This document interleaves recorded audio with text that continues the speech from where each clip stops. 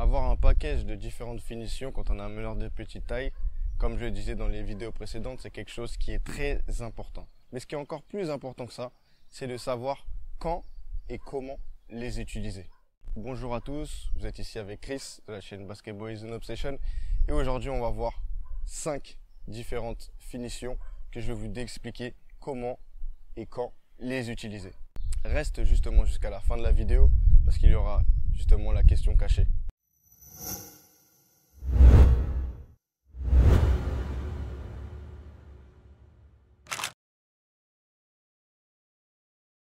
La première finition qu'on va voir, c'est le layup. Le layup, c'est justement la finition de base d'un basketteur. Tout le monde commence par un layup.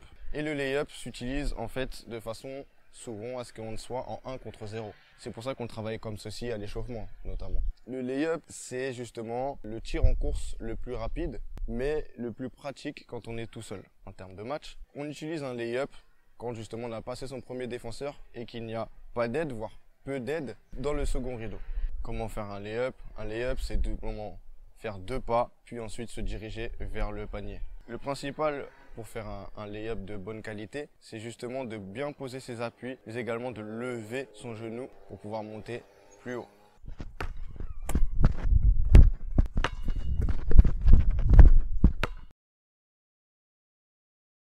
Pour la deuxième finition, donc le layback. Le layback, c'est simplement un double pas, mais qu'on va finir de l'autre côté, en passant en dessous du panier. Le layback, il est utilisé souvent quand on passe son premier défenseur, qu'il n'y a pas d'aide, et que forcément le défenseur essaye de nous contrer. Il est derrière nous, il est proche de nous, et il essaye de nous contrer.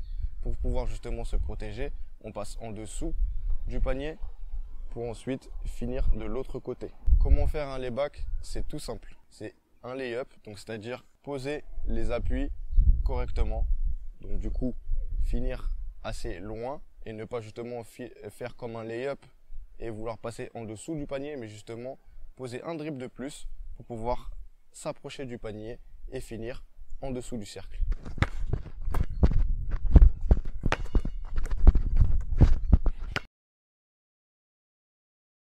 La troisième finition, donc c'est le one step layup.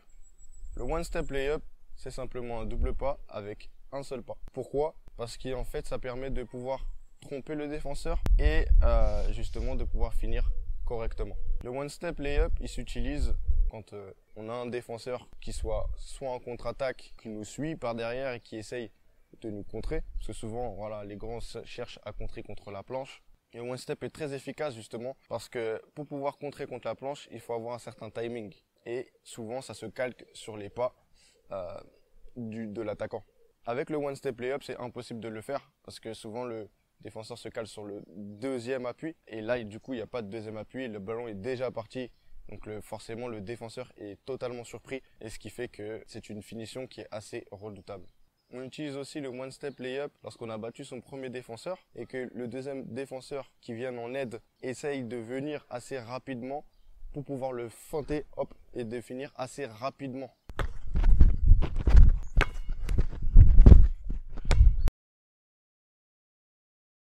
La quatrième finition qu'on va voir aujourd'hui, c'est le Eurostep. Le Eurostep, on entend beaucoup parler, on le voit souvent dans les finitions, dans les vidéos et partout, mais il est très difficile à maîtriser. Pourquoi? Parce que souvent on utilise un Eurostep à tort et à travers. Mais en fait, le Eurostep, c'est simplement fait souvent pour passer le deuxième défenseur. Pas le premier, le deuxième défenseur. On a passé son adversaire direct et là, le défenseur vient en aide et justement il s'attend à ce qu'on fasse un double pas ou un one step layup ou que sais-je. Mais de toute façon il s'attend à ce qu'on finisse tout droit. Et ce qu'on fait justement avec le Eurostep, c'est de passer l'appui de l'autre côté pour pouvoir le feinter justement. Parce que quand le défenseur arrive, souvent il est comme ceci.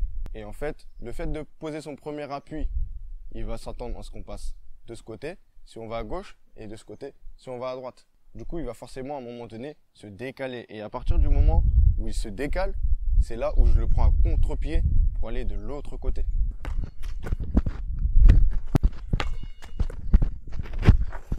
C'est l'heure de la question cachée. La question d'aujourd'hui, c'est de savoir quel est ton type de finition préférée. Mets-moi ça en commentaire. Donc en 5, en dernière finition, ce qu'on va voir aujourd'hui, c'est le flotteur. Le flotteur, c'est un mouvement qui est très redoutable, mais qui est assez difficile à maîtriser. Pourquoi? Parce qu'en fait, on tire assez haut et souvent, on est moins précis en tout cas que pour les autres finitions. Alors on utilise un flotteur quand on bat le premier défenseur et qu'on arrive vers un défenseur qui arrive assez vite et qui est forcément déjà en place pour pouvoir nous contrer. Donc ce qu'on fait avec le flotteur, c'est en fait de pouvoir pousser le ballon assez haut pour pouvoir justement lober le défenseur et qu'il ne puisse pas contrer le ballon. Alors attention, il faut avoir une trajectoire qui est assez haute, mais pas trop haute non plus. Parce qu'évidemment, si elle est trop haute, on a beaucoup moins de précision. Et si elle est trop basse, forcément, ce n'est pas un flotteur et le défenseur peut facilement la contrer.